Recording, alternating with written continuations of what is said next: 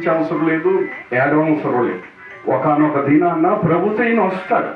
అయితే ఈయన యొక్క జీవిత చరిత్ర ఏం చెప్తుందంటే, ఈయన యొక్క జీవిత చరిత్ర ఏం చెప్తుందంటే, ఎవరైతే ప్రభుని నమ్ముకుంటారో, ఎవరైతే యేసు ప్రభుని విశ్వసిస్తారో, సొంత రక్షకుడుగా అంగీకరిస్తారో వారి బ్రతుకుకు భరోసా కలుగుతుంది అని ఈయన యొక్క సాక్షాత్మైనటువంటి జీవితం. ఇక ఎవరైనా ప్రభు అయినటువంటి యేసుక్రీస్తును నమ్మకపోతే, దేవుని యొక్క వాక్యం ఏం చెప్తుందంటే, ఇంత గొప్ప రక్షణను నిర్లక్ష్యం చేసిన ఎలాగో తప్పించుకోగలం? దైవజనుడు పౌలు చెప్పినట్లుగా బ్రతుకుడు క్రీస్తే చావైతే లాభం అని. ప్రకటన గ్రంథంలో చావు గురించి ఏమనుందంటే, ప్రభువునందు మృతి పొందిన మృతి ధన్యకరమైన దేవుని యొక్క వాక్యం లేఖనాలు సెలవిస్తున్నాడు. భక్తుల యొక్క మరణం దేవుని దృష్టికి విలువగలదండి, మరణం ధన్యకరమైనదని లేఖనాలు సెలవిస్తున్నాయి. మరణం గురించి ఎంత గొప్పగా చెప్పగలుగుతున్నామంటే కారణం ఒక్కటే, ఈయన మారు మనసు పొంది ప్రభువుని నమ్ముకున్నాడు.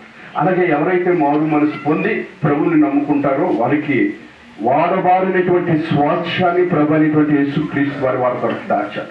వీటిని బట్టి మరోసారి నేను చెప్తున్నాను, ఈ ప్రాంతం ఒక శ్రేష్టమైనటువంటి దైవజనులు ఇచ్చి మన దగ్గర నుంచి పరముకు చేర్చబడ్డారు. ఇంకంతకన్నా గొప్ప బాధ్యత ఏమీ లేదు.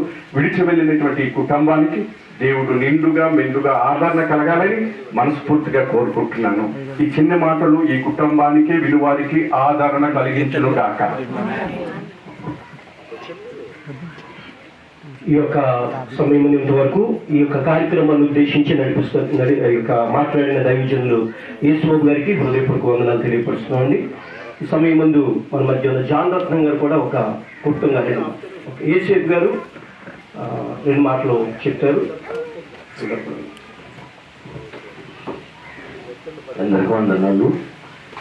మరి నిన్న ఉదయకాల సమయంలో దైవజనులు మా మీటింగుల్లో పొందారు. వచ్చిన వెంటనే ఇలా పెట్టిన మంచి చాలా బాధాకరం. అయితే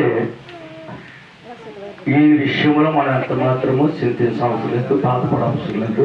ఎందుకంటే ఆయన దగ్గరికి మనం వెళ్తాం కానీ ఆయన మన దగ్గరికి రాడు కనుక చిన్న ప్రార్థన చేద్దాం. పరిశుద్ధుడు ప్రేమగల తండ్రి, నీకు వందనాలు.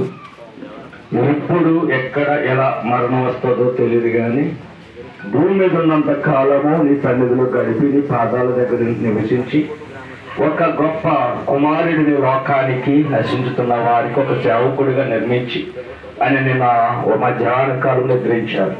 ఆయన విడిచి వెళ్ళిన కుటుంబానికి ఆదరణ, ఓదార్పు, నెమ్మదిగా ఇచ్చేసి ఈ భూస్థాప్ కార్యక్రమం ఇంతమంది దైవజనులుగా జరిగిస్తున్న మహిమను బట్టి వందనాలు. ఇకపై జరుగుతున్న కార్యాన్ని వస్తున్న సేవకులందరినీ వేరే బలపరిచి నడిపించి వాడుకోమని యేసు నామములో అడుగుతున్నాం తండ్రి, ఆమేన్. రీతిలో ప్రార్థన చేసిన దైవజనులు యేసేపు గారికి వందనాలు తెలియపరుస్తున్నాను. ఈ సమయం ముందు డేవిడ్ రాజు గారు కూడా ఒక 2 మాటలు చెప్తారు. కార్లేవ్ కుమార్పల్లి గారు మన మధ్యకి వస్తున్నారు. ఆయన గురించి వెయిట్ చేయమని అబ్రహం పాస్టర్ గారు చెప్పారు కనుక దయచేసి అందరూ కూడా మరి పెద్దవారు వస్తున్నారు కనుక కొంచెం మనం కనిపెడదాం. ఈ కార్యక్రమానికి కంగారు పడకూడదు. కుటుంబస్తులు